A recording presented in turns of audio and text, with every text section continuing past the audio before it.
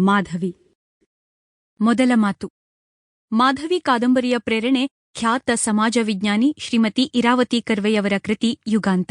ಈ ಪುಸ್ತಕವನ್ನ ಓದಿದಾಗ ನನಗೆ ಪುರಾಣದ ವ್ಯಕ್ತಿಗಳನ್ನೂ ಆಗಿನ ಸಮಾಜವನ್ನು ವೈಜ್ಞಾನಿಕವಾಗಿ ವಿಶ್ಲೇಷಿಸುವುದು ಸಾಧ್ಯ, ಅಗತ್ಯ ಎಂಬ ಅರಿವು ಮೂಡಿತು. ಯುಗಾಂತದ ಬಳಿಕ ನಾನು ಓದಿದ್ದು ಶ್ರೀಪಾದ ಅಮೃತ ಡಾಂಗೆಯವರ ಪುಸ್ತಕ India from primitive communism to slavery. ಡಾಂಗೆಯವರದು ಮಾರ್ಕ್ಸ್ವಾದಿ ದೃಷ್ಟಿಯಿಂದ ರಚಿತವಾದ ಕೃತಿ. ಪ್ರಾಚೀನ ಭಾರತವನ್ನ ಕುರಿತು ನಿಜ ಚಿತ್ರವನ್ನ ತಿಳಿಯಲು ಈ ಎರಡೂ ಪುಸ್ತಕಗಳು ನನಗೆ ನೆರವಾದವು. ಊಳಿಗಮಾನ್ಯ ಸಮಾಜ ವ್ಯವಸ್ಥೆಯಲ್ಲಿ ಹೆಂಗಸನ್ನ ಕೊಳ್ಳುವುದು, ಮಾರುವುದು, ದಾನ ಮಾಡುವುದು ಸಾಧಾರಣ ಪದ್ಧತಿಯಾಗಿತ್ತು. ಯಯಾತಿ ತನ್ನ ಮಗಳನ್ನು ಈ ರೀತಿ ಬಾಡಿಗೆಗೆ ಕೊಟ್ಟುದು ಮಹಾಭಾರತದ ಉದ್ಯೋಗ ಪರ್ವದಲ್ಲಿ ಗಾಲವ ಋಷಿಯ ಕಥೆಯಲ್ಲಿ ಚಿತ್ರಿತವಾಗಿದೆ ಎಂಬ ಉಲ್ಲೇಖವನ್ನು ಶ್ರೀ ಡಾಂಗೆಯವರ ಪುಸ್ತಕದಲ್ಲಿ ಕಂಡೆ. ಇದನ್ನ ನಿರಂಜನರಿಗೆ ಹೇಳಿದಾಗ ಮಾಧವಿಯನ್ನ ನಾಯಕಿಯನ್ನಾಗಿ ಮಾಡಿ ಒಂದು ಕಾದಂಬರಿ ಬರೆದರೆ ಚೆನ್ನಾಗಿರುತ್ತದೆ ಎಂದರು. ಯೋಚಿಸಿದಷ್ಟು ಮಾಧವಿ ಶೋಷಿತ ಹೆಣ್ಣಿನ ಸಂಕೇತವಾಗಿ ನನಗೆ ಕಂಡಳು. ನನ್ನ ಮನಸ್ಸನ್ನ ಸೂರೆಗೊಂಡಳು. ಅಂಥದೊಂದು ಪಾತ್ರದ ಚಿತ್ರಣಕ್ಕೆ ಪೂರ್ವಸಿದ್ಧತೆಯಾಗಿ ಪುರಾಣ ಗ್ರಂಥಗಳನ್ನ ಅಭ್ಯಸಿಸತೊಡಗಿದೆ. ಮಹಾಭಾರತದ ಉದ್ಯೋಗ ಪರ್ವದ 114, 117, 118, 119 ಹಾಗೂ 120ನೇ ಶ್ಲೋಕಗಳಲ್ಲಿ ಪ್ರಮುಖವಾಗಿ ಮಾಧವಿಯ ಉಲ್ಲೇಖ ಇರುವುದು ಕಂಡುಬಂತು. ಮಾಧವಿಯ ಬದುಕಿನಲ್ಲಿ ಬರುವ ಇತರ ಪಾತ್ರಗಳಾದ ಗಾಲವ, ವಿಶ್ವಾಮಿತ್ರ, ಯಯಾತಿ, ದಿವೋದಾಸ, ಹರ್ಯಶ್ವ, ಉಶೀನರ ಇವರ ಬಗೆಗೆ ಮಹಾಭಾರತದ ಉದ್ಯೋಗ ಪರ್ವದ 106, 107, 108, 115, ಆದಿಪರ್ವದ 69, 78, 87, ಸಭಾಪರ್ವದ 8, ದ್ರೋಣಪರ್ವದ 63, ಶಾಂತಿಪರ್ವದ 28, ಅನುಶಾಸನ ಪರ್ವದ 271ನೇ ಶ್ಲೋಕಗಳಲ್ಲಿ ಉಲ್ಲೇಖಗಳಿದ್ದದ್ದನ್ನ ಗಮನಿಸಿದೆ. ಈ ಸಮಯದಲ್ಲಿ ಶ್ರೀಮತಿ ಮಂಜುಳಾ ಗುರುರಾಜರಾವ್ ಅವರ ನೆರವನ್ನ ಪಡೆದು ವಯೋವೃದ್ಧ ಸಂಸ್ಕೃತ ವಿದ್ವಾಂಸ ಶ್ರೀ ಸುಮತಿ ಅನಂತಾಚಾರ್ ಅವರಲ್ಲಿಗೆ ಹೋದೆ. ಅವರು ನನಗೆ ಅಗತ್ಯವಿದ್ದ ಶ್ಲೋಕಗಳನ್ನೆಲ್ಲ ತಾಳೆಗರಿ ಮೂಲದಲ್ಲಿ ಓದಿ ಕನ್ನಡಕ್ಕೆ ಅನುವಾದಿಸಿ ಹೇಳಿದರು.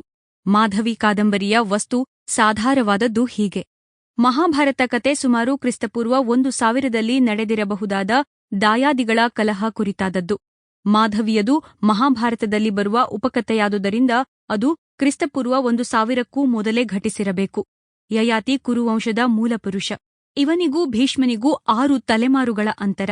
ಹೀಗಾಗಿ ಮಾಧವಿ ಕತೆ ಮಹಾಭಾರತದ ಘಟನೆಗಳಿಗಿಂತ ಸುಮಾರು 3 ಶತಮಾನದ ಹಿಂದೆ ನಡೆದದ್ದು ಎಂದು ನಾವು ಊಹಿಸಬಹುದು. ಆ ಕಾಲದ ಸಮಾಜದ ರೀತಿನೀತಿಗಳನ್ನ ಅರ್ಥ ಮಾಡಿಕೊಳ್ಳಲು ಅಂದಿನ ಸಮಾಜ ವ್ಯವಸ್ಥೆಯ ಬಗ್ಗೆ 2 ಮಾತು ಅವಶ್ಯ. ಆದಿಮಾನವರಲ್ಲಿ ಮೊದಲಿಗೆ ಸಂಸಾರ ಮಾತೃಪ್ರಧಾನವಾಗಿತ್ತು. ಮನೆಯ ಹೊರಗಿನ ಹಾಗೂ ಒಳಗಿನ ದುಡಿಮೆಗೆ ಸಮಾನ ಗೌರವ ಇದ್ದುದರಿಂದ ಪುರುಷ ಮತ್ತು ಸ್ತ್ರೀಯರಲ್ಲಿ ಸಮಾನತೆಯಿತ್ತು. ಆದರೆ ಉತ್ಪಾದನೆ ಹೆಚ್ಚಾದ ಹಾಗೆ ಉತ್ಪಾದನಾ ಕ್ರಮಗಳು ಕಠಿಣಗೊಂಡಂತೆ ಸಂಸಾರದಲ್ಲಿ ಹೆಂಗಸಿನ ಪ್ರಾಧಾನ್ಯ ಹೋಗಿ ಗಂಡಸು ಸರ್ವಾಧಿಕಾರಿಯಾದ. ಇದಕ್ಕೆ ಮೂಲ ಕಾರಣ ಆಸ್ತಿ ಶೇಖರಣೆ. ಒಂದು ರೀತಿಯಲ್ಲಿ ಮಾನವನ ಸುಲಿಗೆ ಪ್ರಾರಂಭವಾದದ್ದು ಆಸ್ತಿಯಿಂದಲೇ ಎನ್ನಬಹುದು. ದುಡಿಯುವ ಗುಲಾಮ ಹೇಗೆ ಮಾಲೀಕನ ಆಳಾದನೋ ಹಾಗೆ ಹೆಂಗಸು ಕೂಡ ಮನೆಯಲ್ಲಿ ಊಳಿಗಗೈಯುವ ತೊತ್ತಾದಳು. ಮಹಾಭಾರತದ ಕಾಲಕ್ಕಾಗಲೇ ಸ್ತ್ರೀಯು ಪುರುಷನ ಆಸ್ತಿ ಎಂಬ ಭಾವನೆ ಬಲವಾಗಿ ಬೇರೂರಿತ್ತು. ಸ್ತ್ರೀಯರನ್ನ ಪ್ರತ್ಯೇಕವಾಗಿಸುವ ಪದ್ಧತಿಯ ಮೊದಲ ಲಿಖಿತ ಉಲ್ಲೇಖ ಕ್ರಿಸ್ತಪೂರ್ವ 4ನೇ ಶತಮಾನದಲ್ಲಿ ಪಾಣಿನಿ ರಚಿಸಿದ ಗ್ರಂಥದಲ್ಲಿದೆ.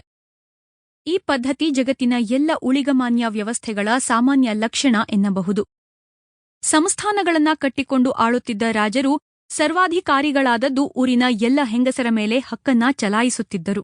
ರಾಜಮನೆತನದ ಸ್ತ್ರೀಯರನ್ನು ಹೊರಗಿನ ಗಂಡಸರ ಕಣ್ಣಿಗೆ ಬೀಳದಂತೆ ಪ್ರತ್ಯೇಕ ಅಂತಃಪುರದಲ್ಲಿರಿಸಲಾಗುತ್ತಿತ್ತು. ಸಭೆಗಳಲ್ಲಿ ಗಂಡಸಿನೊಂದಿಗೆ ಕೂಡಲು ಆಕೆಗೆ ಹಕ್ಕಿರಲಿಲ್ಲ. ಪುರುಷನ ಕಾಮಪೂರೈಕೆಗೆ ಸ್ತ್ರೀ ಒಂದು ವಸ್ತುವಾಗಿದ್ದಳು.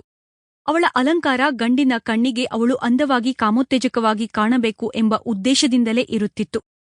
ಗಂಡ ತನ್ನ ಹೆಂಡತಿಯನ್ನ ಮಾರಬಹುದಾಗಿತ್ತು, ದಾನ ಕೊಡಬಹುದಾಗಿತ್ತು. ಹಸುವಿನಂತೆ ಸ್ತ್ರೀಯ ವಿಕ್ರಯ ನಡೆಯುತ್ತಿತ್ತು. ಇದು ಮಗಳಿಗೂ ಅನ್ವಯವಾಗುತ್ತಿದ್ದ ನೀತಿ. ಆದುದರಿಂದಲೇ ಯಯಾತಿ ತನ್ನ ಮಗಳನ್ನು ಅಷ್ಟು ಸುಲಭವಾಗಿ ದಾನವೀಯುತ್ತಾನೆ. ಮತ್ತು ಗಾಲವ ಅವಳನ್ನ ರಾಜರಿಗೆ ಎರವಲು ಕೊಟ್ಟು ತನ್ನ ಗುರುದಕ್ಷಿಣೆಗೆ ಬೇಕಾದದ್ದನ್ನು ದೊರಕಿಸಿಕೊಳ್ಳುತ್ತಾನೆ. ನಿಯೋಗ ಪದ್ಧತಿ ಮಹಾಭಾರತದ ಕಾಲದಲ್ಲಿ ರೂಢಿಯಲ್ಲಿತ್ತು. ನಿಯೋಗ ಎಂದರೆ ಹೆಂಡತಿಯನ್ನ ಭೂಮಿಯನ್ನಾಗಿ ಮಾಡಿ ಬೇರೊಬ್ಬ ಪುರುಷನಿಂದ ಮಗನನ್ನು ಪಡೆಯುವುದು. ಕುಂತಿಗೆ ಮಕ್ಕಳಾದುದು ಹೀಗೆ. ಮಾಧವಿ ಕೂಡ ಮಕ್ಕಳನ್ನ ಪಡೆಯಲು ಭೂಮಿಯಾಗಿ ಉಪಯೋಗಿಸಲು. Sample complete. Ready to continue?